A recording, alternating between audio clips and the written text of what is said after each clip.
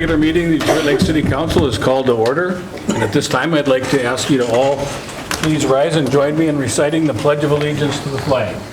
I pledge allegiance to the flag of the United States of America and to the republic for which it stands, one nation, under God, indivisible, with liberty and justice for all. Thank you.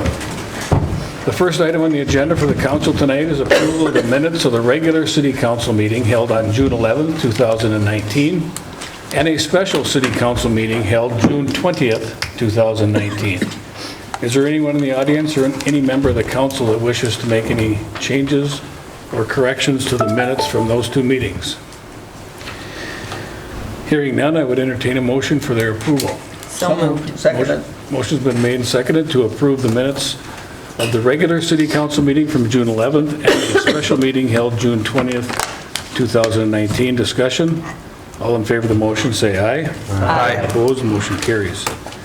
The consent agenda is before the council, and all items with an asterisk are considered to be routine by the city council and will be enacted by one motion. There will be no separate discussion of these items unless a council member or citizen so requests, in which event the item will be removed from the general order of business and considered separately in its normal sequence on the agenda. Is there anyone in the audience or any member of the council that wishes to make any additions or remove any items from the consent agenda? Jamie? The item on the public utilities agenda. Which item is that? I don't have the number in front of me, but it's the only one on the agenda. On the public utilities, right? Yeah. 10 days. Okay. Are there any other items that anyone wishes to remove or add? Hearing none, I would entertain a motion to approve the consent agenda with the removal of item 10A from the consent agenda. So moved. Second. Motion's been made and seconded to approve the consent agenda, less item 10A. Discussion?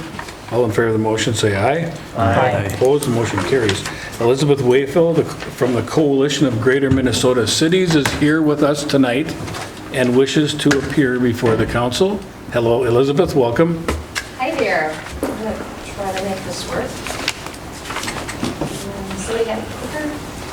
Does this work? I assume it's not telling me. We can hear you. Oh. Thank you. Thanks again, Mayor and everyone. As you said, my name is Elizabeth Wayfield, and I'm an attorney lobbyist with the firm of Flaherty & Hood, here to give the annual report for the Coalition of Greater Minnesota Cities. I think most of you know, but for the audience, the CGMC is an organization of over 97 cities across the state working on issues that are really important to our communities, like property tax relief, economic development, annexation, land use, transportation, and environmental regulation.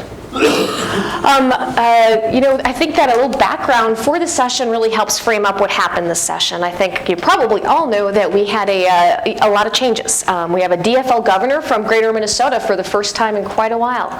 But there was a change in the House as well. DFL won the House back, but it is now suburban dominated, which is unusual for the House. And the Senate remained in GOP control. As a result, we had the only legislature in the country that was divided between the two parties. And we also had a public that, given the last couple sessions, really desired transparency, bipartisanship, and an end to acrimony. I'll let you guys be the judge about whether they achieved that or not. Really what colored everything that happened this legislative session, though, was really different views on the budget. I think everyone agreed that the budget surplus, is probably unreliable is the best way to describe it. They projected it to be $1.5 billion in November. That had shrunk to $1.1 billion by February. But the parties viewed that, sort of unreliable surplus in different ways. The DFL viewed it as a revenue problem, and they believed that we should, propose a gas tax increase, extend the provider tax to address it. Whereas the GOP's view was that it was actually a spending problem, and they proposed spending and tax cuts. And it's the tension between those two visions that really affected almost every major area of the budget discussion.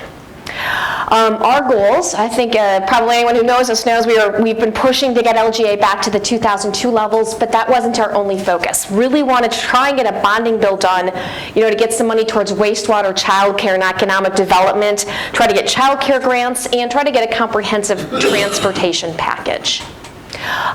We've continued to make some progress on LGA. You probably remember that the funding high water mark was back in 2002 at $564 million, but that was cut significantly the following year, went down as low as $425 by 2012. Since then, we've been relentlessly pursuing trying to reverse that decline. Now, we recognize that Detroit Lakes has been in a little bit of a special situation because of changes to your net tax capacity. So we've also been working with with Kelsey Clem and some others on and particularly the tax chair, Representative Paul Morcourt, to make sure that things are addressed and that the city declines are addressed. And so that was also a major focus for us this year. Sort of working on this LGA overall, we were fortunate that we had a governor and tax chair Marquardt who were very receptive to an LGA increase. On the flip side, we have a Senate tax chair who was very hostile to LGA, and it made for some interesting discussions at the Capitol. We proposed a $30.5 million increase, and that did include formula changes for Detroit Lakes that would provide a slight increase to your LGA rather than a decrease as we would have seen otherwise. A lot of media, member, and lobbyist activity throughout the session, and the city, again, compliments to Kelsey and others who really helped us on this, worked diligently with Chair Marquardt on trying to resolve that formula issue. I think this work really did pay off. We got the $30 million increase to get it back to the 2002 level, and that work with Representative Marquardt throughout the session also paid off. LGA was frozen for cities like Detroit Lakes. The Detroit Lakes and a few others would have seen declines, but we were able to get it put in place so that you would not be seeing a decline in your LGA. And then we also obtained a commitment to continue working on that formula during the interim. And I've talked to Bradley and our folks who work more closely in this area, and they're already checking in on hey, can we get this task force going to start talking about these issues? So want to assure Detroit Lakes that we have not forgotten you in this, and we continue to work, again, with Kelsey and others to try and make those changes. Again, this is the proposal. So as a result of this bill and the increase, Detroit Lakes was held harmless on local government aid for this year. Looking forward, again, we're going to pursue an update to the formula. Also, we are going to be working, on LGA in general. The LGA, it was great that they increased it, but that 2002 level really was sort of the 2002 dollar number. It did not include inflation.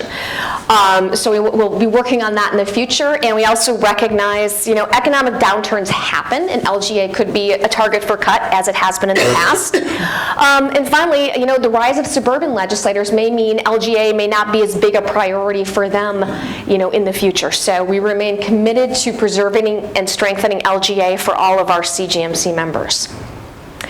Not the only thing we worked on, however. I think you've probably heard from us over the last couple, sessions that child care has become more and more of a crisis throughout the state, but particularly acute in Greater Minnesota. There's a 35,000 child care slot shortage in Greater Minnesota, and that's hampering economic growth.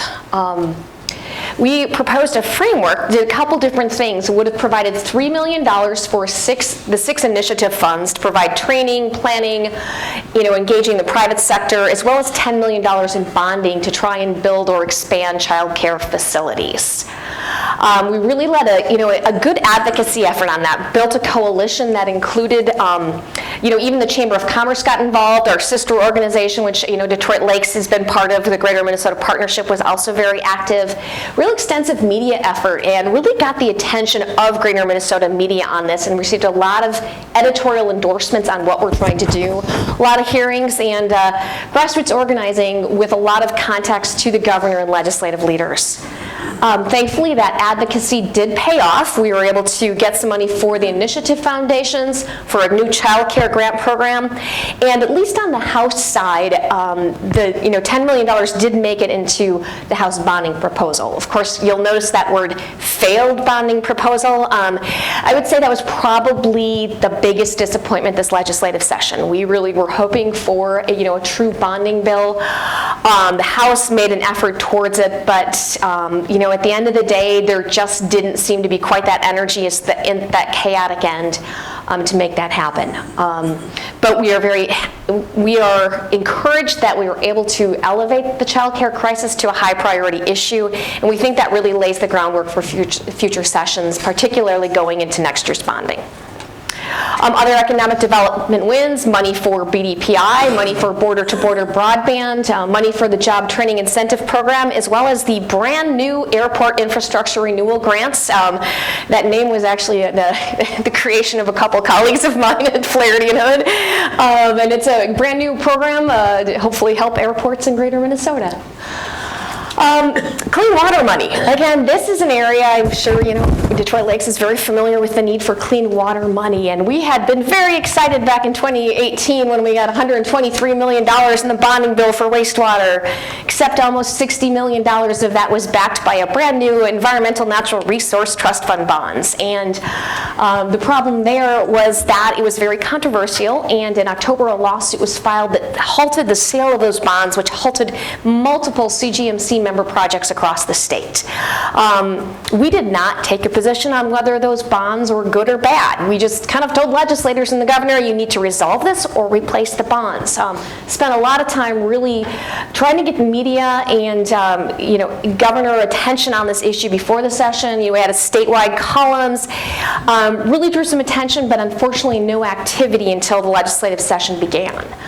We introduced a $128 million bill with money to cover those bonds, as well as additional PFA, because we know all of our cities, I think you had something further down the list, that you need money not just for wastewater facilities, but for sewer, drinking water, and whatnot. So really full court press at the legislature and in the media. And at least we were able to, in March, there was a breakthrough, and the governor and legislature fixed last year's problem. But, as you guys have done some projects recently, there's a growing need for that money. So we continued our push for the remaining $67 million.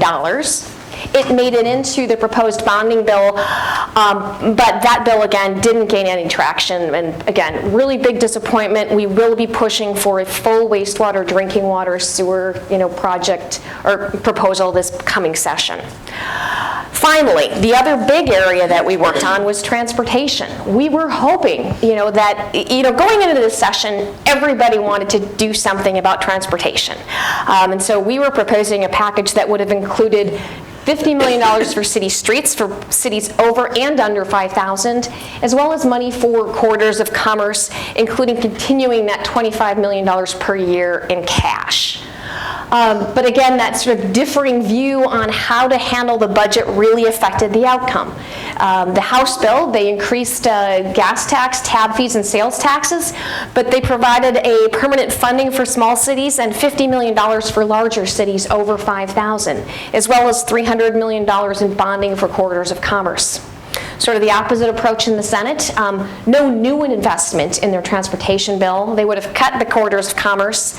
They did provide some money for small cities, but it was negligible. At $250,000 in 1 year, that would have provided the average city $350 in 2020. So that would allow a city to buy a stop sign, but not actually install the stop sign.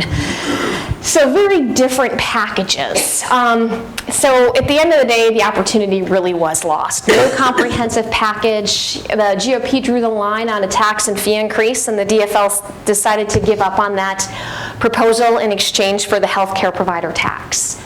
probably the two silver linings for us is that there was no corridors of commerce cut, so we kept that cash money there. And even though it didn't pass, the sort of historic city streets investment that did go in the House did sort of demonstrate that appetite to try and address the city street funding issue, which we think is really important. So this is quoting my colleague Shane, that 2019 session was defined by bold proposals and little willingness to compromise. Hoping that changes next year. But what does this all mean for next year? Lessons learned. Success requires persistence. I think the LGA, the money on wastewater and drinking water, those all demonstrate that these are multi-year issues that we need to continue pushing on. The child care, the same thing, that if we have to push and continue working on these issues, and it will lead to success. Some of the other things we've learned, though, really kind of differing legislature right now. We've got the suburban-led House DFL that is, willing to invest money in critical programs, but the challenge is that they're less likely to support Greater Minnesota-specific programs, which, quite frankly, is why we're very, very thankful for Representative Farquhar, who's taking a leadership role. Senate GOP, kind of the opposite approach. They're less interested in new spending. I'm not going to say they're not interested, but probably less interested than the House DFL, but they are more willing to recognize that Greater Minnesota-specific solutions are appropriate. And kind of what we also discovered is that engaging Governor Walz sort of on bridging that gap between those two is really critical for our success. It made a difference in LGA and on other issues, so we're really going to be working with him and legislative leaders at both sides going forward. Looking forward to next year, as I mentioned, working on LGA. Formula changes, looking at a large bonding bill will be a major focus. We believe that a comprehensive transportation solution is still needed, but I'm not going to kid you.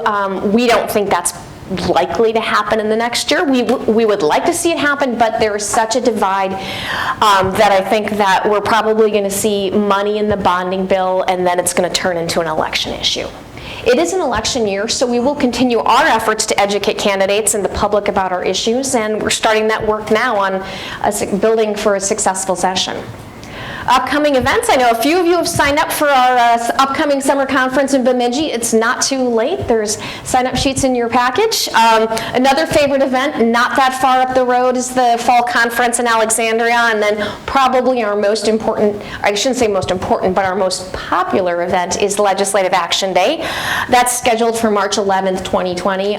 The session in the even year starts a little bit later. That's why that's in March, and hope you can join us for some of that. But Detroit Lakes has long been a very active and engaged member of the coalition, both at a staff and elected member level, and we really appreciate that. We hope to see that continue.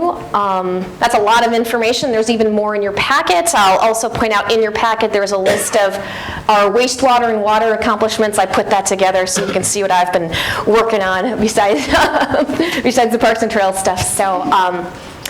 I just, again, really appreciate that. I also want to mention, not CGMC, but I did hand out, we also appreciate your membership in the Greater Minnesota Parks and Trails Organization, and I included the annual report for that as well. Are there any questions? I know that's a lot of information. Questions for Elizabeth? Bruce, maybe not a question, but just a comment. Elizabeth, you mentioned transportation, nothing happened there. And I don't know that a lot of our citizens understand that the dedicated dollars that go to the state, some of that comes back to the cities, like our city, in the form of municipal state aid. And so if there had been an increase of that, we would be getting a portion of that. And with all the street needs we have, that's an important thing. So I guess I'm just trying to make sure I plug to our citizens out there when they hear the need for some increased fees, that maybe we should think about that. And I think that's a very great point, that with the municipal, the way that it is structured, that we're starting to hit the cap on what's available, so there is a need to increase that as well as address cities, quite frankly, that aren't covered by that, the MSAS formula, and that's really what we've been pushing on for cities of all sizes. So yeah, there is a significant need for increased, because if you start taking it out of other portions, then it comes away from from your wastewater money or whatnot. And also, Elizabeth, I want to say thank you for your work with the LGA dollars, because without your help and Paul Marquardt, we would have lost a considerable amounts. But maybe if you could just kind of go over what's happening with legislature in the cities and how they're having an impact on us with the votes as far as the monies that we get up here now, as far as on some of these issues. I'm sorry, what was the... Well, as far as with the LGAs and some of that, as far as what the people think about us sharing some of those dollars that we send down there. I think that an important thing to keep in mind, with the local government aid is that it is really, it's a way for the communities of Greater Minnesota, as well as the bulk of LGA either goes to Greater Minnesota or St. Paul, Minneapolis, but it is a way that allows sort of cities throughout the state to sort of be put on equal footing, and it really helps ensure that cities everywhere sort of have that same ability to pay for the police and fire and their libraries and whatnot. And it has been a very important part of keeping cities healthy in Minnesota. I'm from actually a similar sized town in Wisconsin. I went home there this weekend, and you can kind of see that there's a difference when you don't have that local government aid support, and that is one of probably the biggest issues that we have been organized around and working on. And Representative Marquardt has been a big supporter. It will be more challenging going forward. Obviously Minneapolis and St. Paul are very supportive of it, but the suburbs, some of them get LGA, some of them don't, so it is one of those reasons that we will need to continue to be very active on that, because it does help us sort of maintain our healthy cities. So hope that it gives a little bit of perspective. Thank you. Further questions for Elizabeth? Thank you for taking the time to drive up and see us. Yes, we well, appreciate it. We'll see you down the road. Yeah, we'll see hopefully a couple of you in Bemidji, and again, thank you for all the efforts that you folks do on this, and if you have a chance, again, take a look at our Parks and Trails update as well. So, Good, thanks a lot. thank you. Thank you. At this time, I'm going to adjourn the regular meeting and call to order a public hearing to receive public comments on the proposed improvement of curb, gutter, concrete approaches, and sidewalks for 2019. And Kelsey or Brad, do you want to I can start give here. a brief report? Back in June, we passed a resolution to basically send out notices. I'm going to say roughly 50 notices were probably sent out to property owners. It does reflect that change in our assessment policy for commercial properties are split 50-50, is that correct? Yeah, 50-50. So basically, the letters have been sent out inviting them to come to the hearing today, and it's an opportunity for them to make a comment. So is there anyone in the audience who wishes to ask a question or make a comment regarding the proposed improvement of curb, gutter, concrete approaches, and sidewalks for 2019? And if so, come on up to the podium, and Brian, welcome. Thank you. Just for our minutes, Brian, will you state your name and address for our Sure. record? My name is Brian Langauger, and I own a property at 301 Minnesota Avenue. Okay. And I received notice that I think it's 40 feet of curb is going to be replaced on this property on Minnesota Avenue. This is the third year that I've received notice of repairs similar to this. 2 years ago was the driveway. Last year, 24 feet of curb. This year, 40 feet of curb. It's a corner lot, so there's a lot of opportunities there. I'm not here to object to the process. It's just I have some comments. My biggest concern is once the project is done, I would like to see the property put back in order the way it was before it was begun. The asphalt in that area is quite high. It's much higher than the gutter. The gutters have sunk, and the goal here, I think, is to put new gutter in that's going to be level with the rest of the gutter, but the asphalt still ends up being 2-3 inches higher than the curb. And then it breaks apart, and there's big chunks of it. And so last year's job, the curb is done, but there's no way that the asphalt was connected to the curb. And the asphalt is breaking up, especially when the plow comes by and there's that kind of activity. It would be nice if the city would come back and patch it with some asphalt, some oil, whatever is necessary to get a smooth transition from the curb to the street. And then the second comment is plant some grass. I know it's a subcontractor. They come in, they throw some dirt, literally some chunks of dirt, throw some seeds down on top of it, they're done. I go back over to the street department, ask for some help over there, they come back, and then I end up doing it myself. So, it's a simple request, that's all. Thank you. Yeah, thanks, Brian. So Brad, will you kind of take a peek at that information? And with this grass planting, we've had other comments in the past. Is it something where maybe the homeowner should be doing a little more watering, or? Well, yeah, it's always been an issue. Especially the curb next to the plowing, not the best soils. Yeah. We do ask the homeowners if they help water, because once we see it, we do not have the capability to go on water. Yeah. Well, if you'd take a look at that, I'd sure appreciate it. Is there anyone else? There's things we can do on that, so we. Okay. Is there anyone else in the audience that has a comment or a question about the curb and sidewalk? And yes, ma'am. Again, if you would state your name or who you're with and Absolutely. the address. My name is Selena Warling, and I'm with Wells Fargo. And my question is, they're doing the sidewalk in front of our driveway, or our drive-through, I should say, and everything. And we're wondering how long it's going to take and if there's any dates that are set for it, because it's going to affect our traffic and our customers. Brad, can you address that? Yeah, I can. And once you get the approval, we'll be stopping in to set up the survey, because Perfect. we are very conscientious of not just homeowners, and we'll have to stay with that.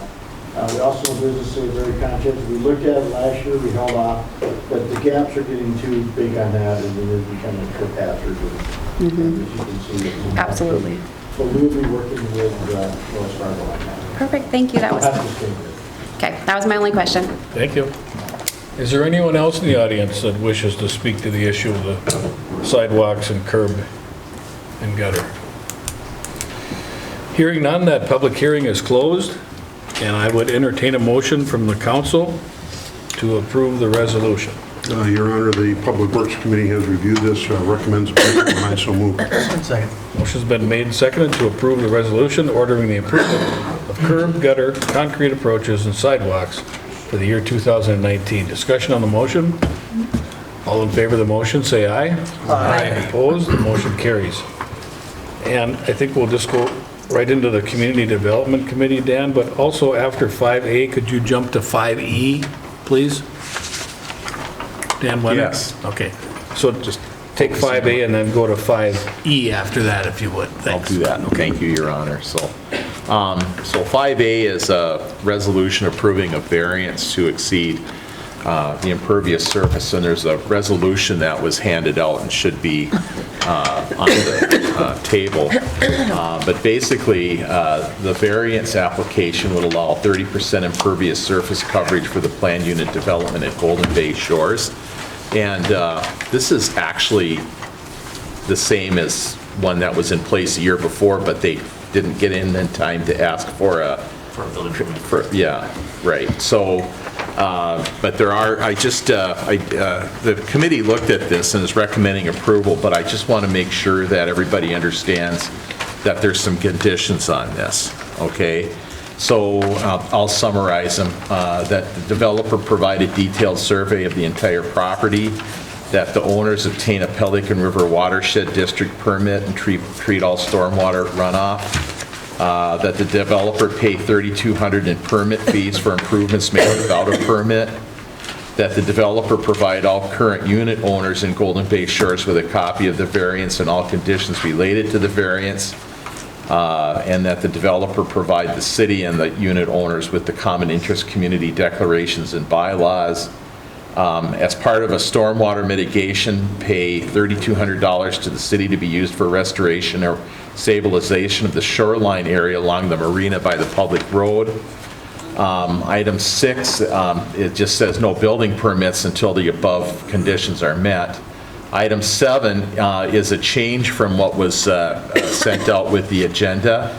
The same is that the construction and dirt work be completed by October 31st. The developer noted that completing the framing by then was too ambitious and asked for framing to be completed by December 31st, and so that's what the updated resolution contains. that a second asphalt lift, complete the second asphalt lift on the street, complete necessary repairs on existing streets by October 31st, and that all required turf establishment in the entire Golden Bay Shores development be completed by October 31st.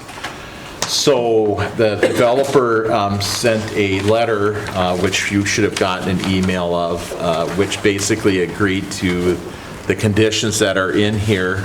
And we do have people here from Golden Shores who, to be technical, I'm sure you'll want to talk, but have raised no objection would be the right way to put it to this. So having reviewed it at both the Planning Commission, which approved the recommended approval of the variance, and at the CDC, we recommend approval of the variance, so I so move.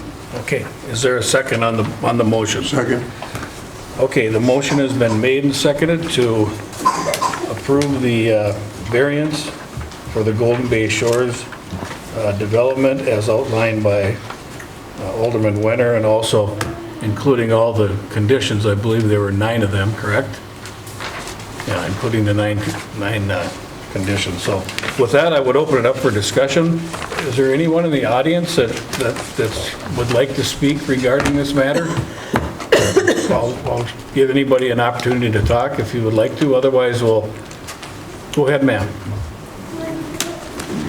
Joanne Johnson, a resident of Golden Bay Shores, 2192 Sunrise Lane, and Secretary of the Board of Directors. Okay. And I just wanted to reiterate the fact that we have worked with both of the committees and the commissions, and we have no objection.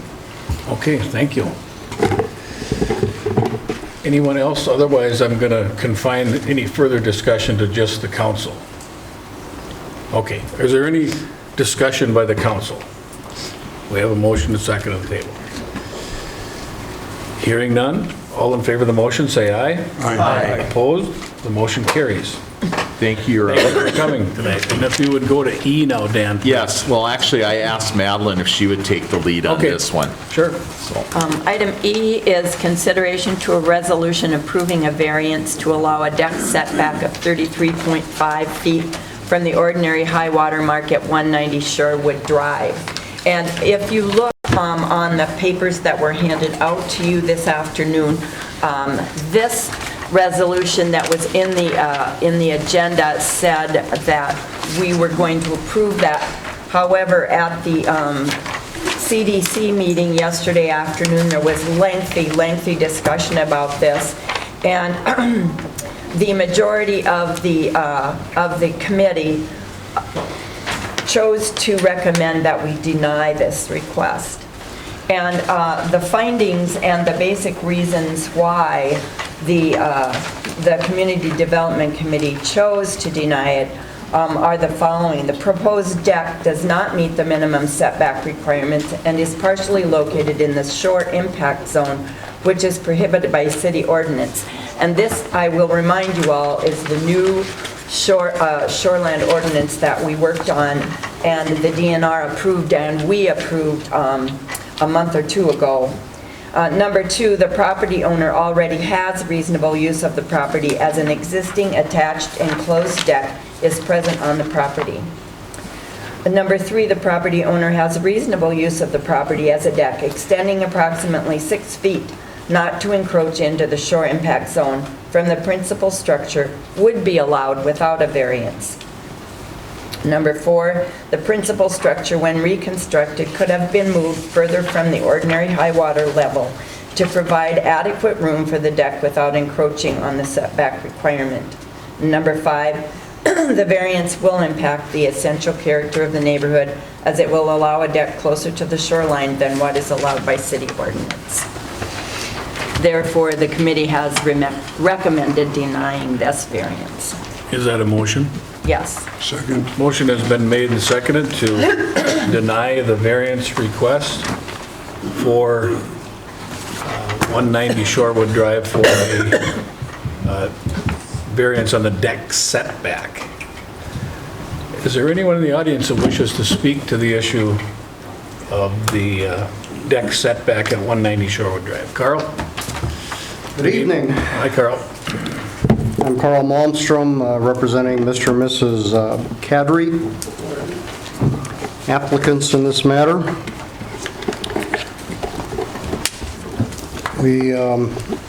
This matter, of course, was before your Board of Adjustments, Planning Commission sitting as the Board of Adjustments, and had a lengthy hearing as a public hearing with the opportunity for input to be put into that process. The Board of Adjustments made detailed findings regarding this matter and recommended and approved a variance being granted. So that is our starting point. The Community Development Committee at their meeting yesterday, which was not a public hearing, considered this matter as well. I was there for what I thought was all of the consideration of the question. Perhaps there were discussions after I left, but I did not recall these findings having been made.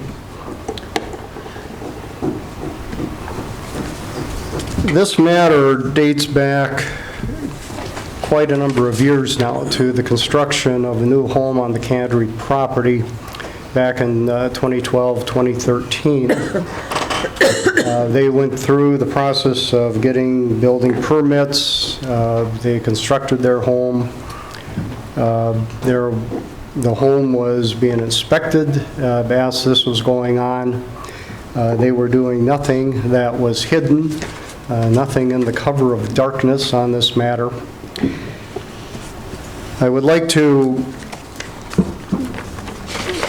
I'm not sure what materials the council does have in front of them and what they have reviewed, but this is a site drawing of the Kadri property.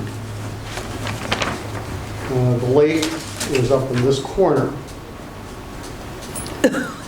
The setbacks of the building on this property are established by your new ordinance as well as by the old ordinance by utilizing a string line. So when you have a non-conforming property that has structures that have been built on either side, you look at like structures and you draw a string line between the corners of those structures. So the building line, setback line for the house, the principal structure, was between the cabins on either side. And you will see that the new home of the Kadris, as well as all of the deck that has been built, is behind the string line for the principal structure. The string line for decks is further out. It's important to remember that but for the shore impact zone, no variance would have been necessary for the construction that occurred because it was behind the setbacks that are established by the ordinance.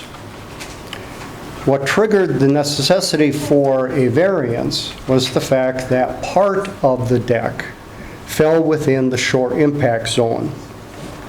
As part of the original building plans for the Kadris, they removed an existing home that was on the property, and there was a deck that was lakeside of that home. They intended on keeping that deck.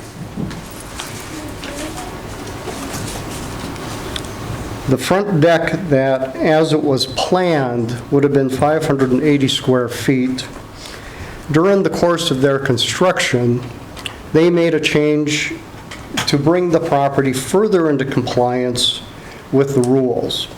What they did not realize when they did that was that they needed to amend their building permit and apply for a variance for the small part of the deck which would lie within the shore impact zone.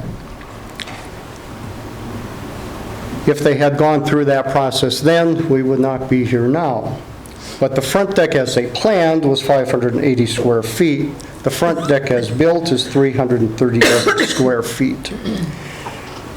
The deck as it is built is entirely behind the string line for the principal structure that set the building setback for that structure. The deck as it was planned was only 50% behind the string line. So 50% of the deck exceeded the principal building's setback string line.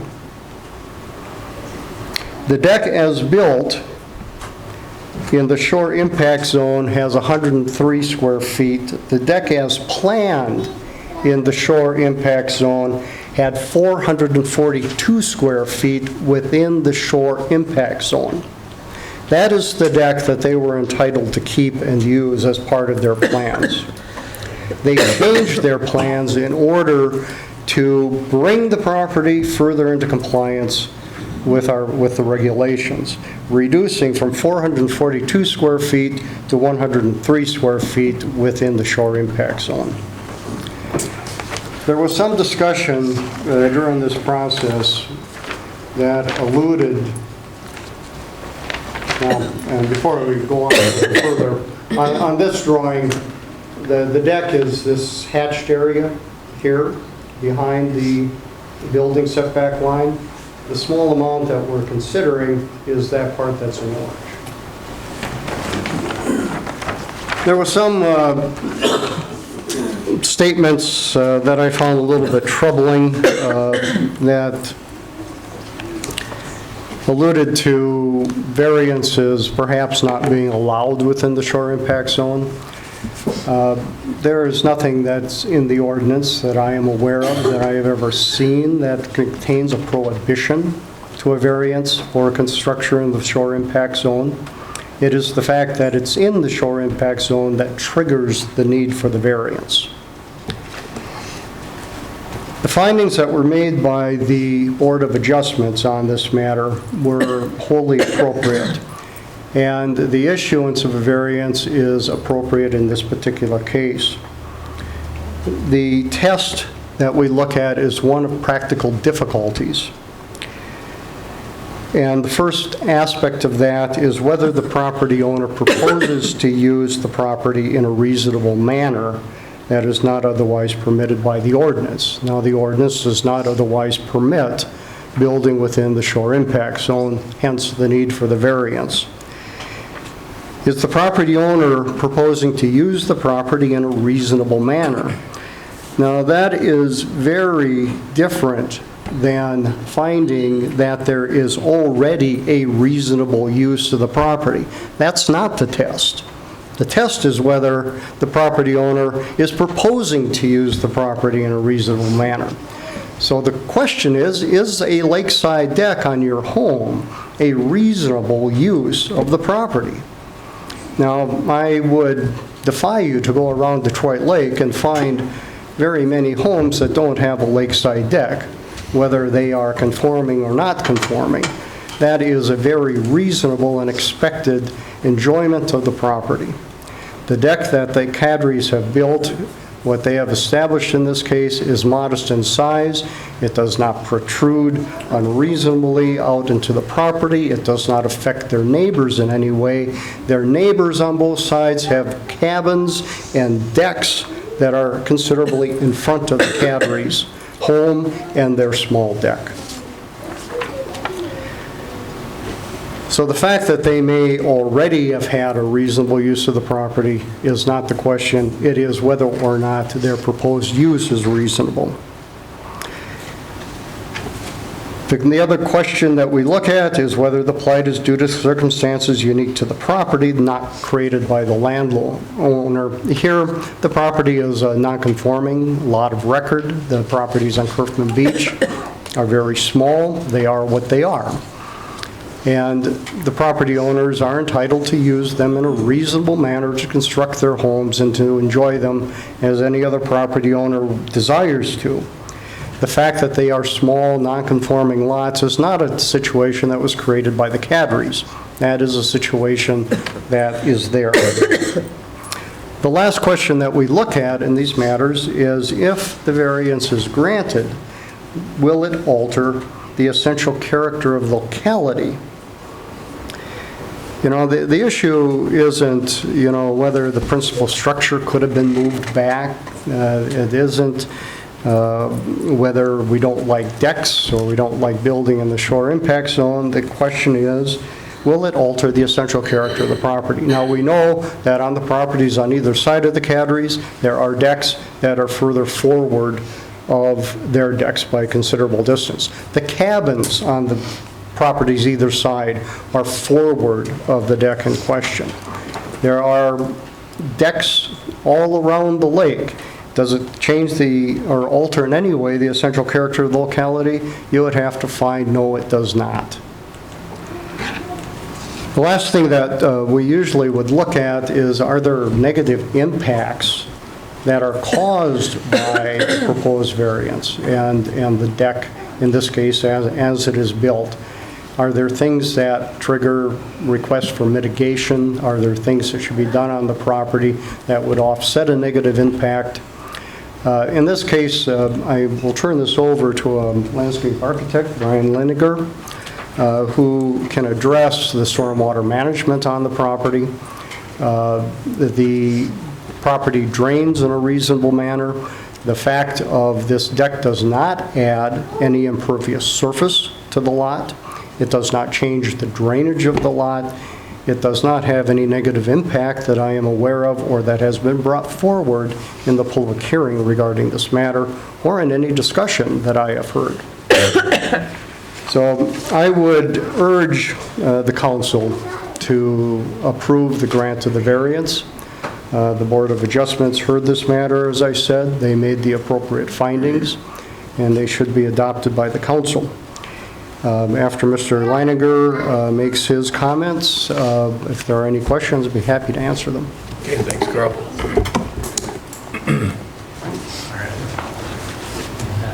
Yeah, sure, thank you. All right, thank you, Carl. As he had said, my name is Brian Leininger.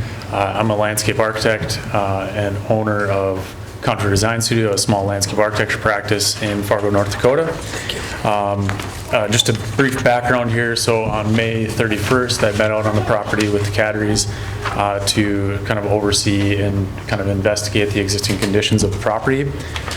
Learned of the many moving parts of the project and all of the situations, and of course the condition of this variance at question. Well, at that point, we were planning on trying to present to you all, but had tabled the issue so that we could get a meeting with the Pelican River Watershed District in advance of this discussion here.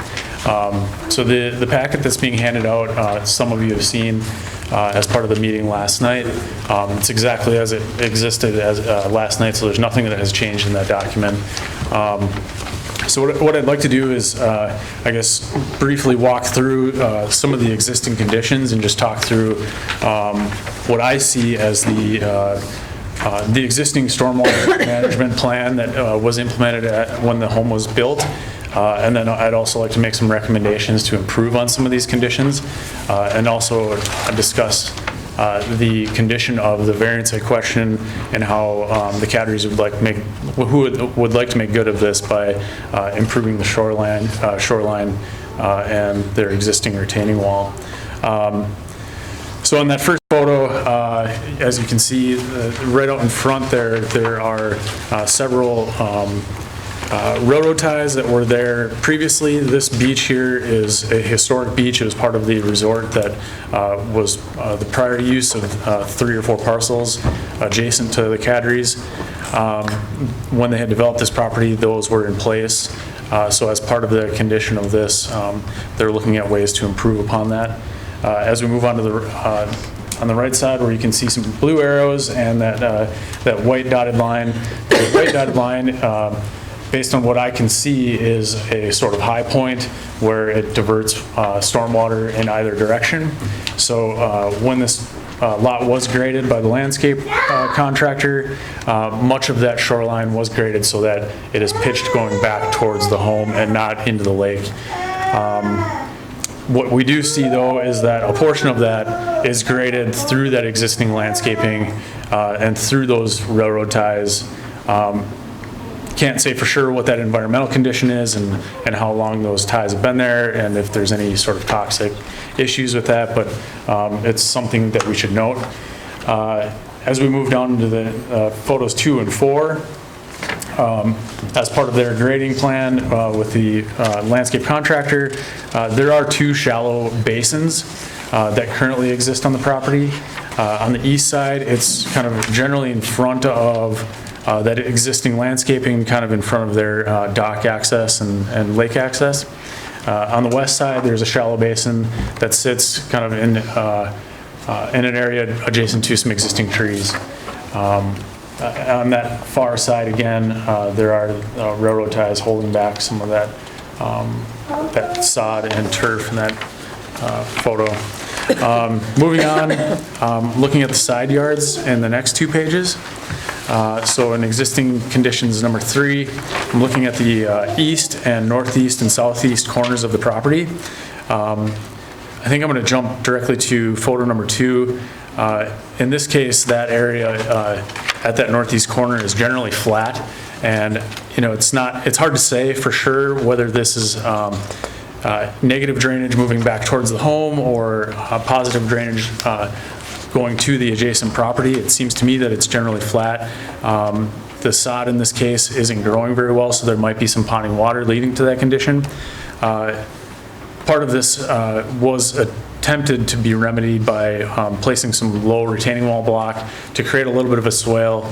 It's hard to say for sure if that's functioning as such, but and it's an existing condition also that should be noted. Photos number 3 and 4 along the number 3 is at the southeast corner of the lot. One thing that I'd like to mention here is that the downspout is dropping into the landscaping and not onto the pervious paving. This might be an easy way to mitigate that stormwater issue. To the south and east, there is a shallow basin that looks to be splitting the property line in kind of an existing landscaping area. This might lead to some drainage issues in the neighboring property, and it sounds like the neighboring landowner has created a little bit of a berm to try and retain some of that water in that area. Moving on to the next page, quickly, this is kind of the larger kind of grassy area on the southwest corner of the Cattery residence and property. As it currently exists, this is a larger shallow basin where most of the stormwater on the west side of the property and southwest corner of the home is moving towards. I think the most telling story is on the next page, where you'll see a photo after a significant storm event where it sounds like there was 1.5 to 2 inches of stormwater that fell on this event. This area sounds like it is generally percolates well. The drain down time on this was about a half an hour.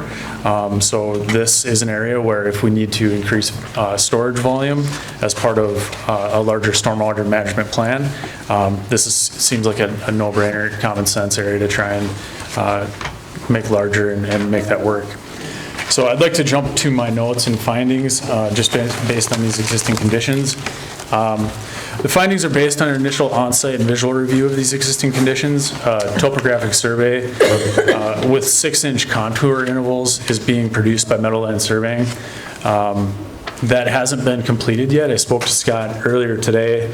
It sounds like I'll be receiving those documents in the next couple of days. So a lot of what I'm saying here is something that I'll verify once I receive that topographic survey. The site has generally been graded in a manner to effectively manage stormwater with minimal impact to adjacent properties and lake. The caveat and exception to the above is that along the east side yard and the southeast corner, this lot is generally flat and it does slope away, leading to some potential issues at the southeast corner, splitting those property lines. And I'd like to further study and evaluate the existing stormwater facilities to ensure that existing volumes meet the requirements of the required stormwater permit as part of a separate condition.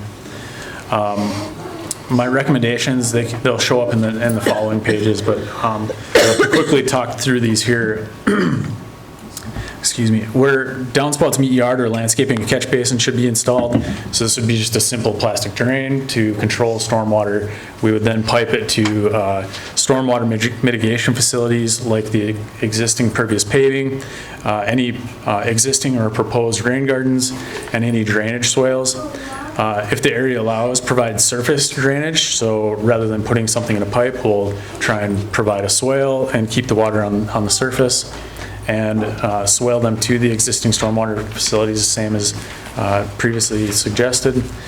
And if the basins that are currently installed aren't currently operating as they should, and do not meet the volume threshold of the watershed stormwater permit requirements, we'd further study to review the total area of these to make sure that we're not collecting more than just the Cadre residents. I think in that southwest corner, we are collecting stormwater from 2 or 3 adjacent parcels. I'd like to evaluate the soil percolation by completing my own percolation tests. And then I'd like to increase the volume of these facilities if need be. Number 4, I'd like to improve upon the condition of the lakeside retaining wall. So first of all, manage these grades on the backside of that wall, replace with an inert structural material, much like you'd see around the rest of the lake, riprap, boulders, and deep-rooted plantings. I think this leaves the property in a condition that is aesthetically pleasing and lake-friendly. The next few photos are just, again, talking to some of the existing conditions. So where we would plan to make good of the condition on this variance, we'd like to improve upon the existing planting and I guess replace the existing vegetation with more deep-rooted native ornamental grasses and forbs to improve that stormwater infiltration. We'll expand that by a little bit so that we can start to manage some of that stormwater as well. We'd like to improve upon the lakeside by replacing those railroad ties. And then on the east or west side of the property, we'd be doing the same, but in a area that currently exists as a kind of a low grassy area. We'll be replacing with a stormwater mitigation facility, a rain garden, and do the same that we're doing on the east side of the property. Next couple pages are just general, speaking to the plants that would be recommended and the end condition. Many like to think that rain garden facilities and stormwater facilities can lead to kind of weedy, unkept conditions, and if they're planned and designed and the appropriate plants are used, they can be certainly an aesthetically pleasing solution to stormwater issues. That is all I have for today, unless any of you have any questions on the packet that you had received. Thank you. Before you quit, Brian, in what you were reviewing and designing for the property, were there any negative impacts identified that would be caused by the deck condition that we're talking about tonight? As far as I can see and can tell, that the deck has been built as a pervious deck. The deck boards are installed so that they're 1/4 inch apart. Stormwater seems to be filtering through that deck just fine. There is a small landscape bed out in front of that deck. I don't see any reason to make an assumption that there's any sort of erosion issue or that there's any downspouts that are dropping on this deck causing issues or pushing water towards the lake. So I don't see any issue with the deck. And other than minor items that you brought up, the site is being managed, in your opinion, to handle the stormwater that's produced on the property and being treated. That's correct. Thank you. Okay. Any questions for Carl? Go ahead. Just need clarification, Carl, on that planned deck. Was there actually a deck out there that you were going, that Mr. Cadre was Yes. going to replace? Right. Of similar dimension? That's correct, and Dennis can address that, but they had a deck that was in front of their existing cabin, and that deck would have been retained, and the cabin portion Okay. that would have joined the structure that they were building. Okay. Thank you. Further questions? Before I sit down? I have a question. We've heard from the landscape architect, but how does this fall in line with the Pelican River watershed as far as what they want us to do, as far as making sure that this is safe and keeping water away from the lake? how are we in compliance with their request? I believe Tara was here. Yeah, I can answer. Hi, Tara. Hi, Thank you. Tara Getter with the Pelican River Watershed District. Okay, I'm a little confused right now because I thought that there was a variance passed for the 25% or what, 26% or something before. There's an impervious surface. Right, and that stormwater plan was going to address that, so I feel like, okay, we got that covered. I feel very confident that we can handle the stormwater management, so I'm not sure why we're going through all this with the deck, because that's a separate issue. Because I think when we hit over the 25% impervious, there was a deck on the side of the house that ended up getting enclosed later on, and that's how we got into that, because there already is a covered deck, an enclosed covered deck on the place. So this is not like this is the only deck on the place. So I just want to make sure that one triggered above the 25% impervious. So then I met on the site with the folks to look at, because there was I think one of the commissions had looked at a buffer, a 15-foot buffer. So we were out there reviewing the buffer, not the stormwater plan, because that's a whole separate issue. So we had looked at ways to add plantings and reduce the beach area and all kinds of things like that. And I don't see that on these plans right here tonight. I think we ended up talking more about stormwater management.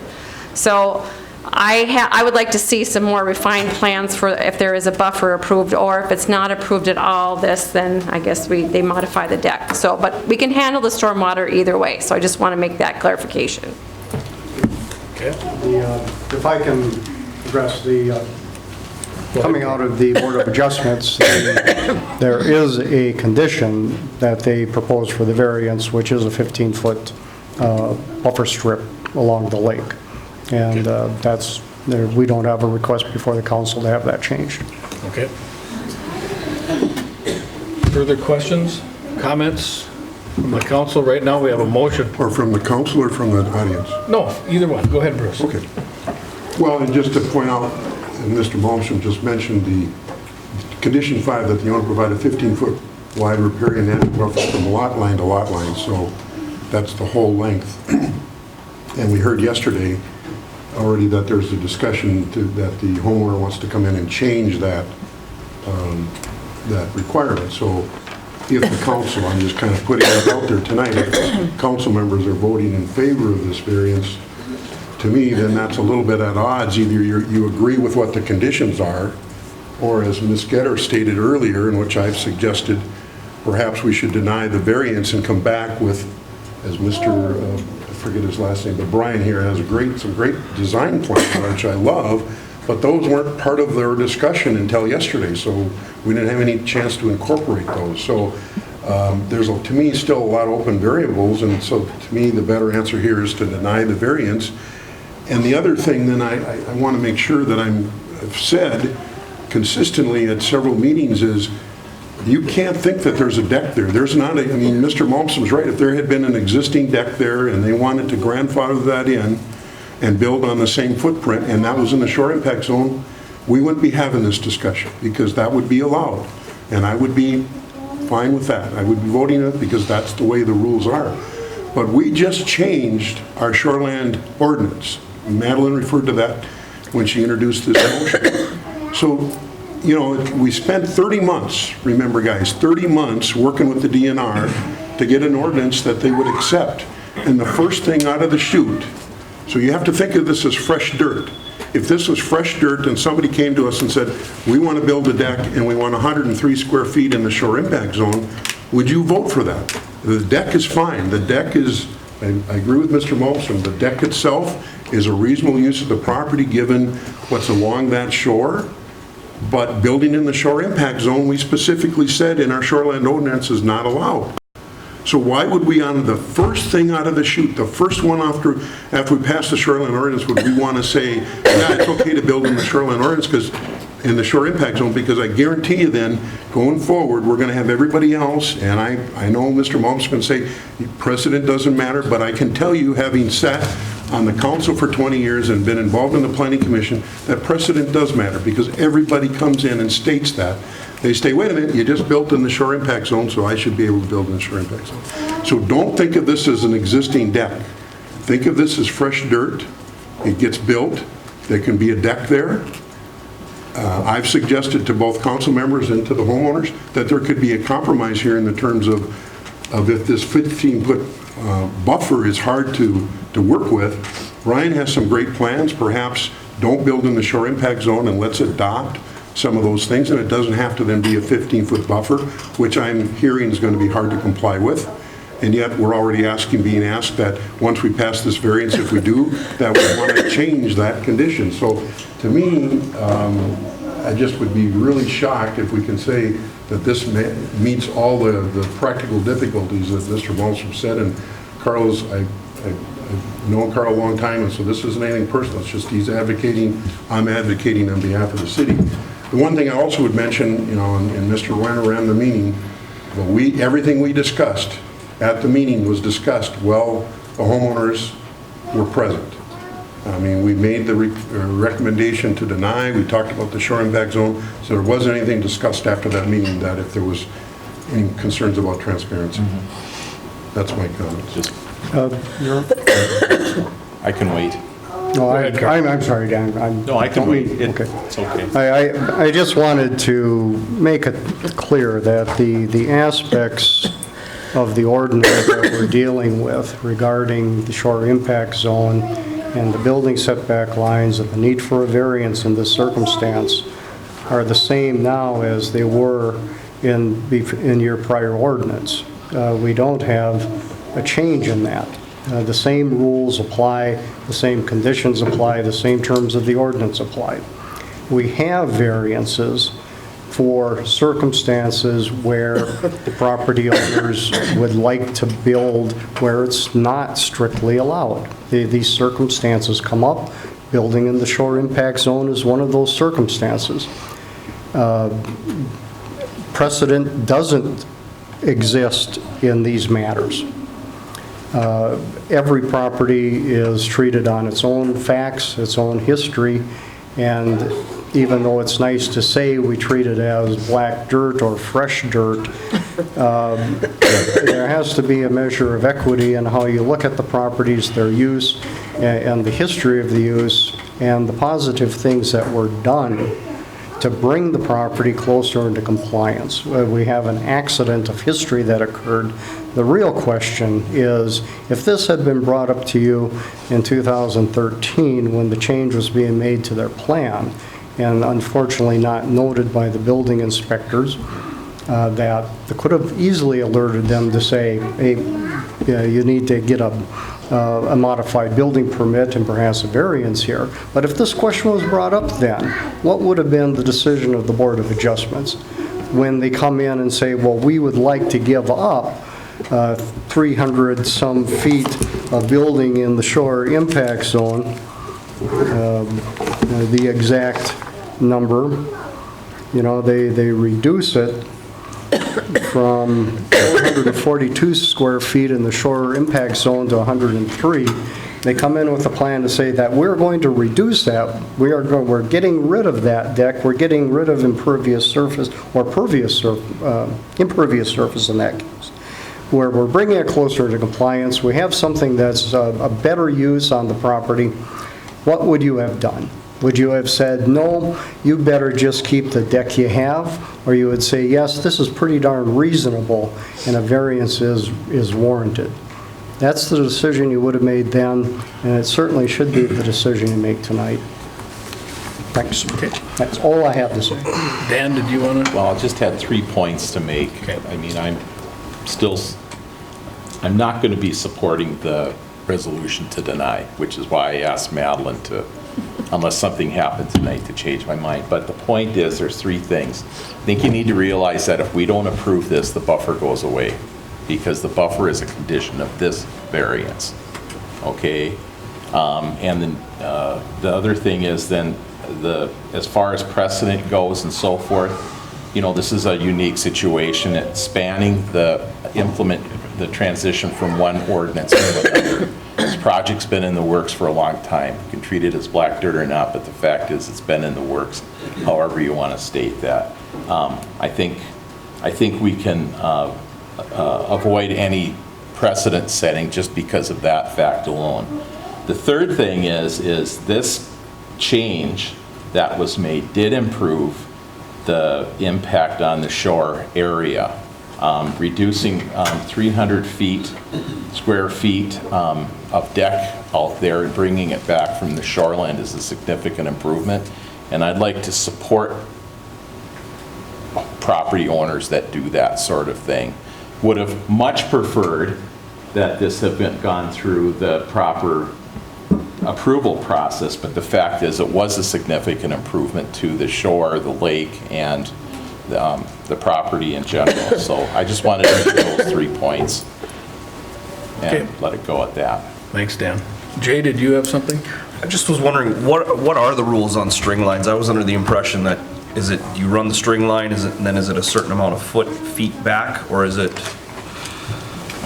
So in regards to the new ordinance on principal structures, so it's actually called setback averaging now. So you take the setbacks of the two structures next to you, and then you basically just divide it, and that's where your principal structure has to be set back to. So this entire deck is within the legality of those rules? Well, okay. I'm going to get to the same result as what Mr. Malmstrom has said, but in a little different way just by reading through the ordinance. We're dealing with section 6.41 of the new shoreline ordinance, right? And the setback for a deck is 60 feet from the lake. But, okay, the ordinance provides a number of, or one method, deck additions to non-conforming structures in the shoreline area, which is what this is, okay, because of the string line for the house, that would provide a number of methods where this deck could be built without a variance, okay? However, this particular deck does not meet those criteria in two ways. One, it doesn't meet those criteria because the encroachment can't exceed 15% of the existing setback. Okay, well, that existing setback is 41 feet with the setback averaging for the house. That would mean the maximum they would get without a variance is 6 feet of deck away from the house, and this is longer than that. And the other way it doesn't meet the ability to have this deck without a variance is that in order to not need a variance, you cannot encroach into the shore impact zone. The shore impact zone is 37.5 feet. That's half the normal provided setback. And so without, it is true that this deck, if it were 6 feet away from the house and not in the shore impact zone, would not need a variance, okay? But because it extends more than 6 feet from the house, and because it's in the shore impact zone, it requires a variance. Now, that doesn't mean you can't grant a variance. That's where I come to the same conclusion that Mr. Malmstrom's at. I just get there a little different way. Without a variance, they will have to remove a portion of this deck. But there's nothing in the ordinance that prohibits them from applying for or being granted a variance to the shore impact zone. Does that answer your question? Yes, sir. Further questions from the council or comments? Ron? I have a question. I know this went in front of the planning commission. What was the vote at the planning commission? How did the planning commission, they approve this and deny it at the planning commission? I can answer that. Okay. It was 5-1 in favor. 5-1 in favor. And then another question I have is that, last night Mr. Cadre talked about the work that he's done on this home, and it did cover two ordinances, the old one as well as the new one. And he'd been in the office with our staff a number of times, and I really do believe that he has worked his best to try to get all the information and do everything right as he possibly can on this. And I know sometimes when you're working with two ordinances, but when I'm looking here, I know we've got a brand new ordinance now, but Bruce, if you think that means because we got a new ordinance that there's never going to be any variances or changes, because I tell you right now, on Big and Little Detroit, I don't think there's a house on that lake that hasn't had some type of forgiveness of some kinds, and it comes out to be a little bit of a give and a take. And there's a little bit of variances on just about every lake home we have here, because every lot isn't perfect. And I think we have to look at this and say, is it perfect? Well, I don't think there's anything that's perfect. And after listening with Tara Getter now saying that as far as the water factor and they're running into the lake and all this, and I'm concerned about that, and she feels that part is okay. So to me, I have to agree with what Dan said. I think it's something that we can live with, and it is, after seeing these pictures and what they've done to improve this property, to me, it looks very nice on it. They haven't done anything yet. Those are proposals. Those are proposals, that's what I'm saying, but it would be great on it. Point of clarification, this was approved 5-1 at Planning Commission, and it was approved with the condition number 5 of 15-foot wide line to line, correct? Yes. Okay. And now with seeing all the plans, and this looks great, but there's nothing that says 15-foot line to line in, is my understanding. And please correct me if I'm wrong. Well, it's one of the conditions, Matt, Correct. of the variance. Yep, it's one of the conditions, but none of the plans, the proposed plans that we're talking about, Brian, have that 15-foot side to side though, correct? No, but that is the condition of the Okay. variance. Okay. And if that's going to be changed in any way, it would have to come back for approval. Okay, thank you. Bruce? Yeah, well, thanks, Matt, for asking that question, because that's a question I throw out to the council members that are in favor of granting the variances. If they come back now, and we've got, because I heard, Dan, you and Ron on the Planning Commission recommendations. The Planning Commission recommendations said 15-foot buffer, lot line to lot line, and these folks come back now with a change. Are you saying that then the Planning Commission recommendations don't matter because you're willing to change it? Okay, that question's directed directly to me, so I'll take it. No, that doesn't mean that, but what I'm saying is the 15-foot barrier may not be the end-all. They may come back with a better plan than the 15-foot barrier to take and hold the water back, and I think that would be worth consideration. If an improvement comes back to us, I think it would be incumbent on us to grant it. If it's not an improvement, we need to stick with the 15-foot barrier. That's where I'm coming from. That's what we fully intend to do. We fully intend to go through a complete evaluation and spend the money for the topographic map so that we know where the water is going and where it's going to settle. And put in a design by an architect that's certified and has all of the license in order to do that correctly. We're going to take out the old timbers that are there. We're going to improve the entire look of the lot and of the drainage of the water so that it enhances the property and so it improves the conditions that are currently there. Okay. I think we've heard all the facts, and we've heard a lot of good comments and good questions. I think it's time for us to make a decision. And so, unless there's another compelling question or comment, I'm going to call... Well, can you make sure you clarify the motion is to deny, so a yes vote is to support the motion? Yes, if you vote in favor of the motion, you're voting to deny the variance. So all in favor of the motion, say aye. Aye. Well, let's do it. Let's do it by roll call here. Bruce? Aye. Aye. Jamie? Aye. Dan? No. Madeline? Aye. Matt? So that's 5. So the motion passes. Natalie? Might as well get us all on record. But you Well, gotta okay, get us fine. all on record. Natalie? No. No. Jay? No. And Dan? So it's 5 to 4. The motion is to deny the variance, correct?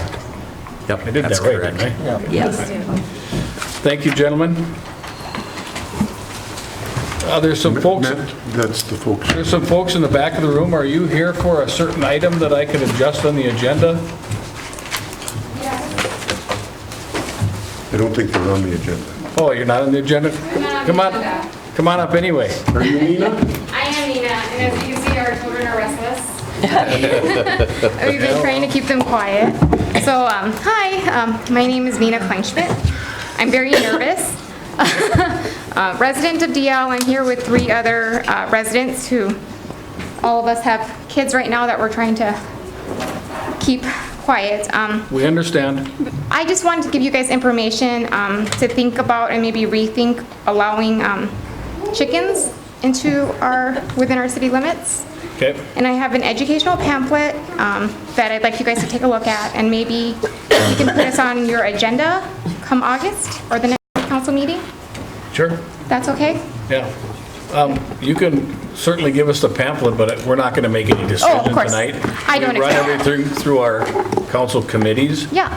And so, Kelsey, what committee would this be? Community development? In the past, we've taken to community development, and I also want to think about my commission too. We'll have to think about that. Okay, so maybe you should come in and see Mr. Clem, our city administrator, and talk to him about getting on to the appropriate committee. Okay. And he's right here at City Hall during the day. Awesome.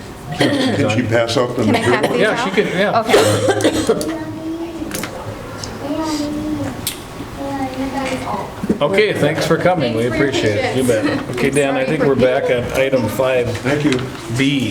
Yes, I think we are. All right. Thank you, Your Honor. Yep. So, item 5B is a resolution approving a conditional use permit to allow a short-term rental at 1883 Brainard Boulevard. The conditions on here are the ones that are usual for short-term rental. The CDC recommended approval, and I so move. Second. Motion's been made and seconded to approve a conditional use permit to allow a short-term rental at 1883 Brainard Boulevard. Discussion on the motion. All in favor of the motion, say aye. Aye. Opposed, motion carries.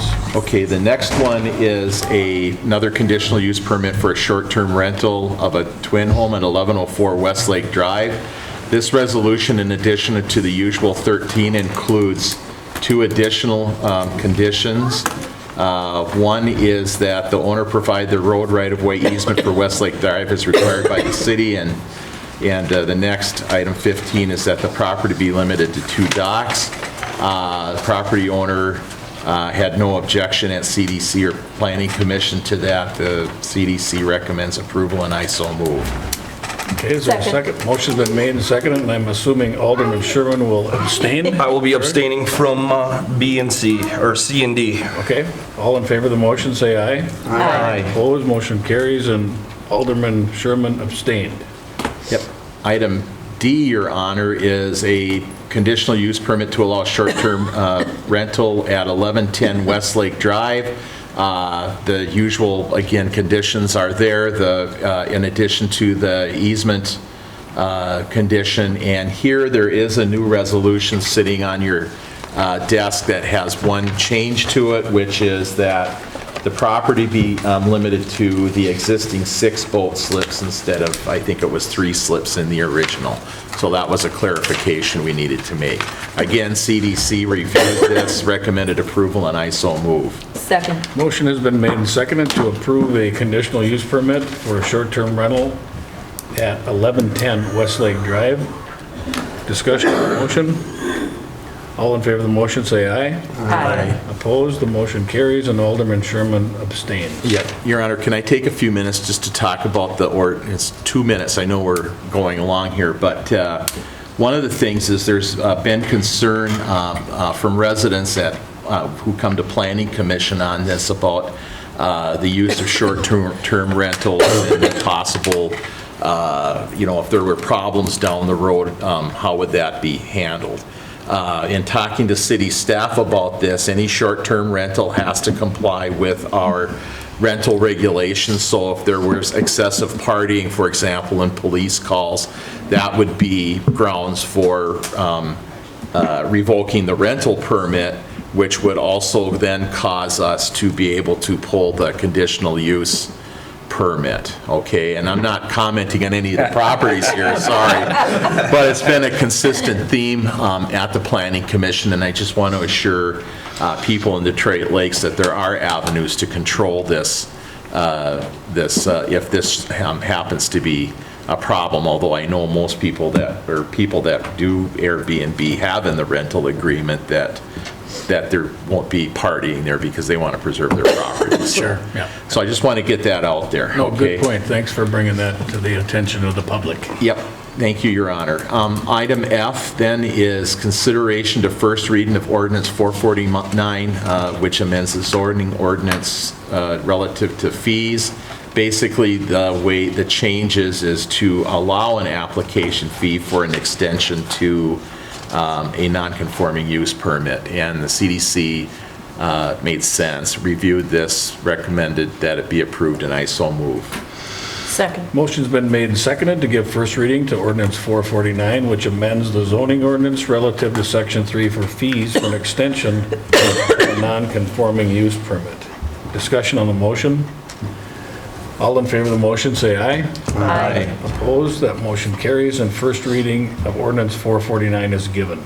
Okay, thank you, Your Honor. Item G is first reading of ordinance 450, which rezones an area from I-1 light industrial to B3 auto-oriented business, and this is at 804 Randolph Road. Again, the CDC reviewed this, recommended approval, and I so move. Second. Motion's been made and seconded to give first reading to ordinance 450, rezoning an area from I-1 to B3 at 804 Randolph Road. Just for my information, Kelsey, what is that actually, what does the change do for the property owner? The property owner wants to do a use that is permitted in a B3 district, but not in an I1 district. Okay. Is that, It wasn't real specific, but.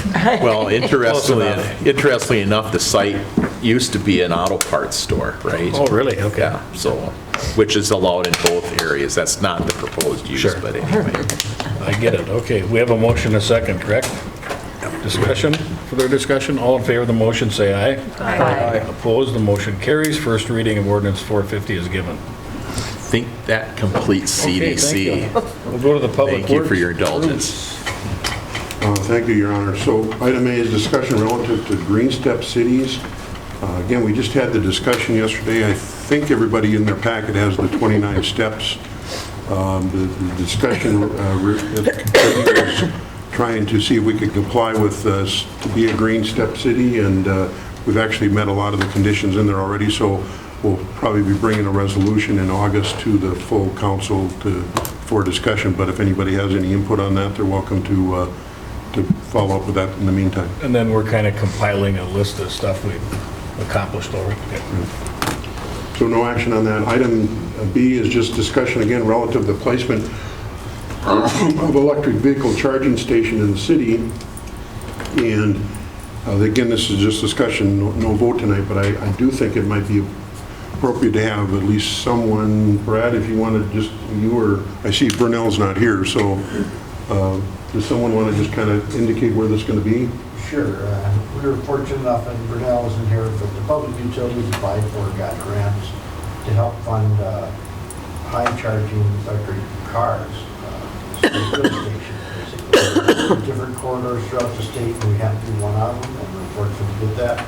We're looking at 2 stations to start with, and we have looked at a number of different spots, but one of the suggestions, high visibility, easy to locate, close to economic commerce, such as restaurants and things. So if you're charging, it takes an hour to charge your car, you go have something to eat, drink, go shopping. So one of the places we've looked at, and we hate to use the phrase underutilized, but it's where we put the snow piles and things next to between liquor store and Jimmy John's. There's some areas there. We also have some overnight parking allowed for the people that live downtown. And we also need expanded from 2 stations up to 6. And in that area, to the west side of that, the particular Veterans Drive, we thought it fits. Again, just for discussion, we've just been looking at things. We have looked at maybe the lower mall lot, some different areas around town like that also. But for the high visibility and the area, we were kind of thinking in that area by Jimmy John's and liquor store. Okay, thank you, Brad. Yeah, so it's just for discussion. We'll bring a more formal proposal next month. Okay. Item C is consideration of resolution accepting a preliminary engineering report and setting a hearing for Long Pines Estate Phase 2. I'm going to make a motion to approve that. If any council members would like to have a little more detail on that, I'm sure our city engineer could provide it. So my motion is to approve the resolution. Second. Motion's been made and seconded to approve a resolution accepting the preliminary engineering report and setting a hearing for Long Pines Estate Phase 2. And of course, at that hearing, we would hear the full report, right? Okay. Does anyone want to hear the report at this time? Hearing none, all in favor of the motion, say aye. Aye. Opposed, motion carries. Item D, consideration resolution approving plans and specifications and ordering advertisement for bids for the South Shore Park parking lot, City Park multi-use trail, and ADA improvements to Veterans Memorial Parkway. Again, I think as part of the city engineer report, Mr. Pratt will probably detail this a little bit more. So for now, I'm just going to move for the resolution. Okay, that sounds good. Is there a second? Second. Motion's been made and seconded, approving the plans and specifications and ordering advertisement for bids for South Shore Park parking lot. Is that the official name of the park, by the way? South Shore. The multi-use trail in the city park and the ADA improvements to Veterans Memorial Parkway. Discussion on the motion? I have a question. Go ahead, Jamie. Do we know, are you proposing an exact location yet for the city park multi-use trail? John, can you address that? Yeah, certainly, Mayor. We do have an alignment picked out for that, and effectively what we're trying to do is finish the last gap of this trail where right now it ends at the end of the Sanford property up by Lincoln, or Langford, I'm sorry. Yep. And so we would come through along what would be the east side of the ball fields and between the rec and the playground area, stop there. Based on discussion at the meeting yesterday, we'll actually also be including crossing nodes where the crosswalk is right by the rec there. There's a lot of crossing activity. So we'd do some crossing nodes similar to what you see over by Essentia. And from there, kind of head towards the pavilion, and we get over to where that sidewalk comes into the parking lot. Does that answer your question? It does. Okay. Thanks.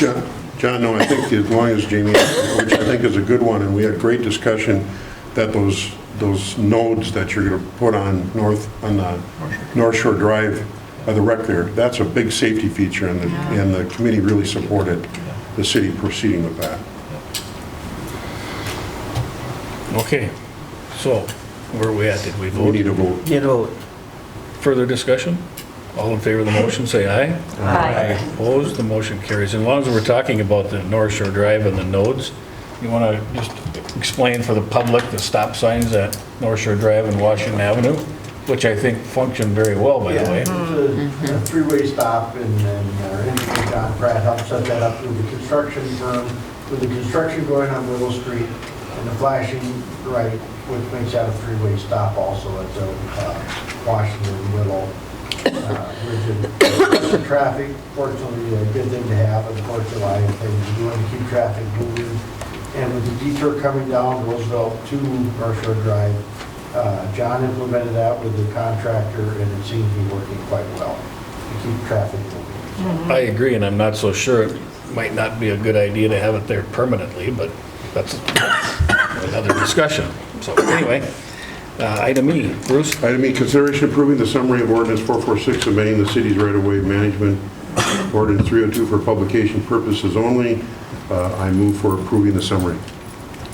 Is there a second? Second. Motion is made and seconded to approve the summary of ordinance 446, which amends the city's right-of-way management ordinance 302 for publication purposes only. And we need a 4/5 vote. So all in favor of the motion, say aye. Aye. Opposed? It sounded like 4/5 to me. The motion carries. The item F is the city engineer's monthly project status report. John, I think if you want to just probably highlight the projects that are currently impacting most people. I'll keep it short in the interest of time here. We're wrapping up some projects that covers kind of the first three. Starting with project number 4, Randolph Road, Chris Street to Cassaw 54. That project is slated to start next week, and again, that'll be Randolph Road from County Road 54 to Chris Street. It's a full reconstruction. Includes about the southern 500 feet of Highland Drive. During this project, that area will be closed to through traffic. We'll have a detour set up. We do have a public information meeting on that project tomorrow night at 5 o'clock here in the council chambers. We'll also talk about the larger scope of that, which includes signal improvements along Highway 10, both at Chris Street and East Shore Drive that are scheduled for 2020. So we'll have some changes going on there next year. The next one I would talk about is Westlake Drive. We continue to work with the county on that and evaluate some changes to that project per some requests from property owners. We're going to have a property owner, a public meeting with those folks on July 29th at 5:15 p.m. right here at City Hall. So those notices will go out later this week. The next one would be project number 8, the West Avenue and Willow Street project that's obviously pretty visible. Contractor's doing well. We needed to quit raining here, but really we are still tracking pretty close to schedule. All of the underground utilities are done between Washington and Roosevelt. On Willow, they'll now be moving to the kind of the east side of Roosevelt, and I anticipate within the next couple of weeks, we're probably going to start to see some activity over on West Avenue. But the good news is we'll also start to see over the next couple of weeks the street being reconstructed in that first phase, and hopefully we can get some traffic moving in that area again, because it has caused a little bit of congestion. So, South Washington Avenue, that's still on the docket for next year. Just continue talking with the county, getting that project launched. Project 11 was the project that you just authorized and approved plans and authorized bidding, and that's sort of a mishmash project of different things that we needed to get accomplished this year that we threw into one. The first piece being constructing a parking lot for the South Shore Drive Park, South Shore Park. Public Works has been working on getting the shelter bid out. That's out for bids now. Bids will be open later this month. And the next logical piece was to get a parking lot to complement that. We'll also have a trail going through that park area. So that's one piece of it. The second piece is the multi-use trail that I just discussed through City Park. And then a third piece is making some ADA revisions over in Veterans Memorial Parkway. So we will have bids back to the council in August for that project. And then the last one is Long Pine Estates that we just approved the PER for. We'll have a hearing next month on that. It's simply the second phase of the Long Pine Estates housing subdivision, and targeting still breaking ground on that later this year, and obviously not finishing up until 2020. Thank you, John. Still a lot going on in town. So the mayor, not on the agenda, but I would just ask our Public Works Director, Brad Green, to maybe just give a little quick 4th of July summary, because that's a big impact on your department. Yeah, it sure is. And Park Supervisor Tom Gowan's in the back room, and he had people scheduled from 8 in the morning to midnight throughout the 4th and through the weekend. We'll gear up again with water tower coming, but 4th of July being on Thursday, it was very busy. And again, we have extra porta potty pumping, we have extra people on duty just for picking up. And kudos to those men and women, because they get it done before most people are up and going, and because they come in early. I thought it looked good, the beach was good, the parks were all good, and they're also very proactive. We try to hand out days, people in the parks that they do every time we put some stuff together. Just by our extra activities, you can tell the town was very busy. One of the council members mentioned it might have been busier in the past, but it was a good managed crowd, and the police chief, Todd, may speak to the more on that. But we thought the people in the park did very well. And we had a ribbon cutting at our new pickleball courts, and those are really nice courts, so thank you. That was very nice. Yeah, Mayor, just thank you. We mentioned it at committee meeting, but thanks to Brad, Tom, and the whole Public Works crew. They did a great job, and we appreciate all the work that you pass it on. Thank you. Thanks, Bruce. That's all you're We'll go to the Finance Committee now, I believe. You. I think we're there. Item right? A, consideration to a resolution accepting the offer of the Minnesota Public Facilities Authority to purchase a general obligation water revenue note in the original aggregate principal amount of $2,109,691, providing for its issuance and authorizing the execution of a bond purchase and project loan agreement. and the Finance Committee reviewed this and was extremely happy to authorize that. Okay, is there a second? Seconded. Motion's been made and seconded to accept the offer of the Minnesota Public Facilities Authority, et cetera. I won't cover everything that you said there, Yep. Madeline, but I would Might want to call on just Pam. want to ask Pam, yeah, if you would just briefly explain what that does for us. Certainly. There are two pieces to this, item A and item B. This has to do with our Weston Willow construction project. A large piece of that project is replacing the underground water and wastewater utilities. We applied to the PFA several years ago and got placed on what's called their IUP and PPL lists. And this year we were awarded there's two pieces to this. We were awarded some low-interest loan money for both the water and the wastewater construction. The water construction is a 1% low-interest loan in the amount of $2,109,000 and change. And on the wastewater side, we were authorized a 1% low-interest loan for $554,000.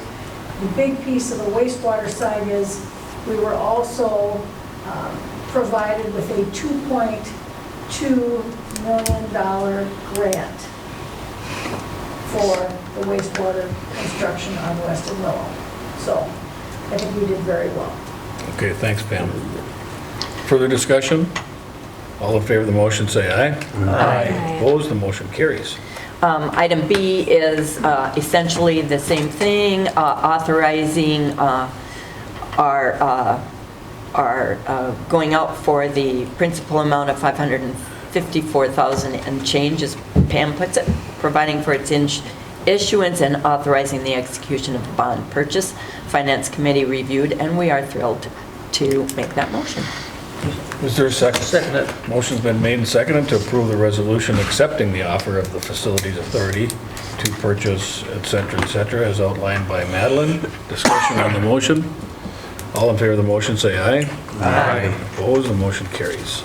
Item C refers to the fact that, as you may recall, there was one of our citizens that appealed the assessment on the Weston Willow project, and this is to give approval to an agreement to settle all the disputes and issues between the parties regarding assessment of Becker County tax parcels 490305000 and 490306000 and also 490307000 for the sanitary sewer water distribution and street improvements.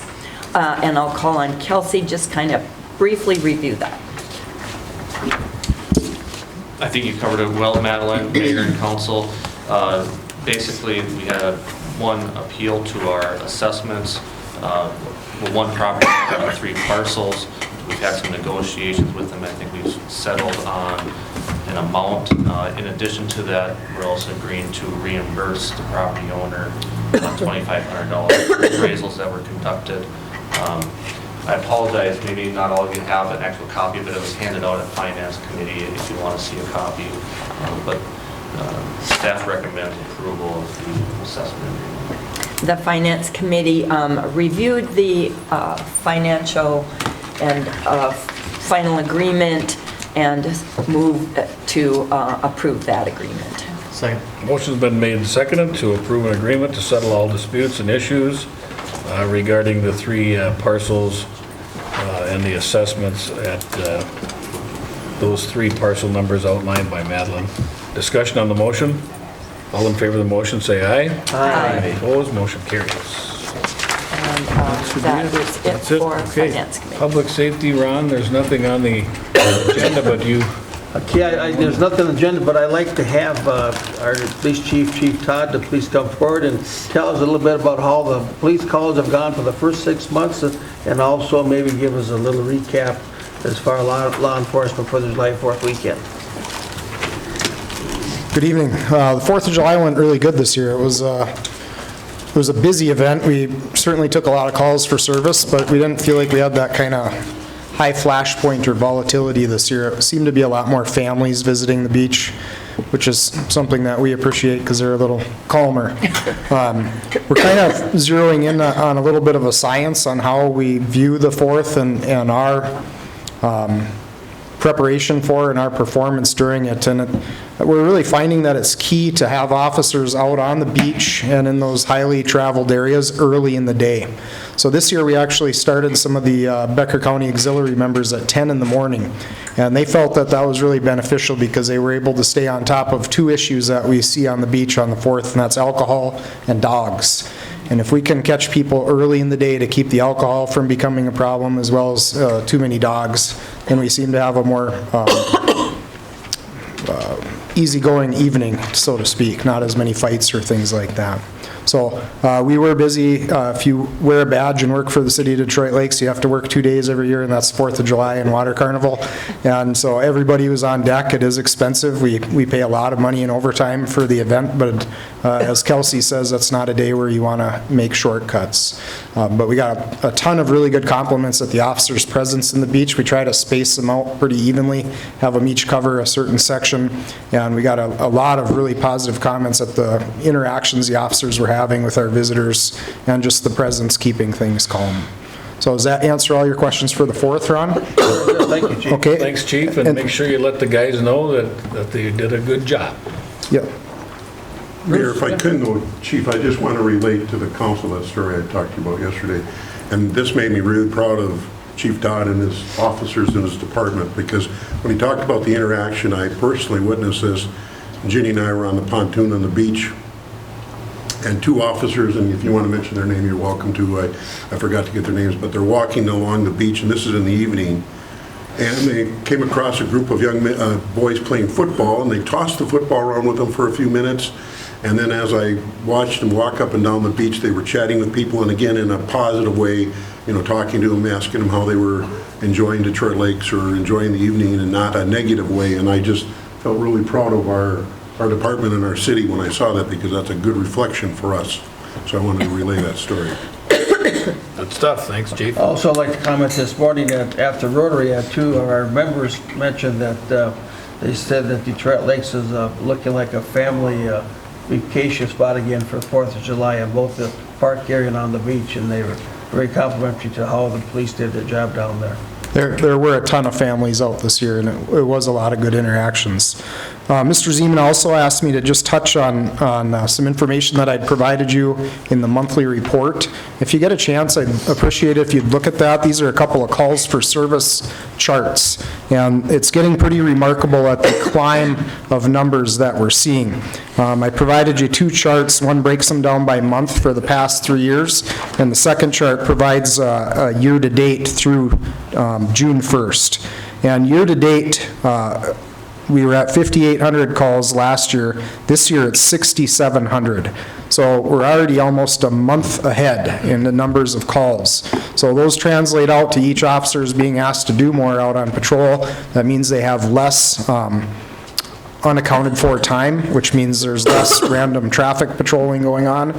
That means there's less time for those type of interactions that Bruce is just highlighting. It means that the officers are more and more just busy going from call to call to call to call and doing the reports for those calls.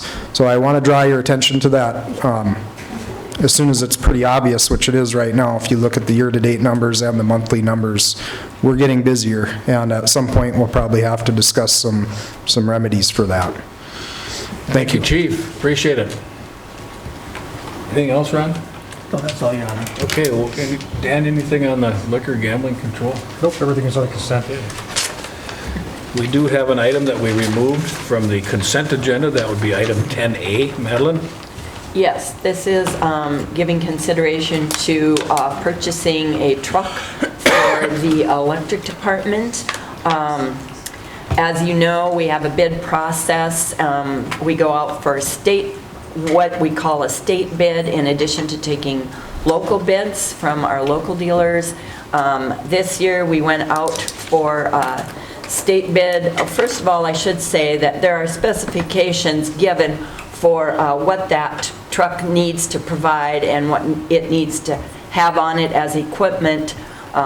So the specifications were sent to our local dealerships and also to 2 state bid companies. And we're happy to report that the cost of the vehicle came back at the most reasonable cost at Norseman Motors, which is really great to have a local person or a local company get the bid for that. And if you'll look in your packet, you'll note that the 2 state bids that returned, one was significantly higher right from the start. The second bid, that was the state bid, came back without any specifications at all, just came out as the basic price. And then when other add-ons were added onto it, that's what brought that state bid truck up to higher than our local dealership. So the commission approved the purchase this morning of that Norseman Motors 2020 GMC Sierra K3500 for the price of $32,215.44. And that's a motion. And we're asking the council to approve that. Second it. Motion's been made and seconded to approve the purchase of a GMC truck for the electric department. Discussion on the motion? A question and a comment. Why did those state bids not come with the detailed, jet black cloth seats and so forth in there? State bid process has a base model that they offer up, and that's what you're doing. And then you have to add on your options. Typically we accept the state bid, and I guess I would be more comfortable with doing that. This seems odd to me. I've just never quite seen it work this way. Further comments or questions? All in favor of the motion, say aye. Aye. Opposed? Aye. Motion carries.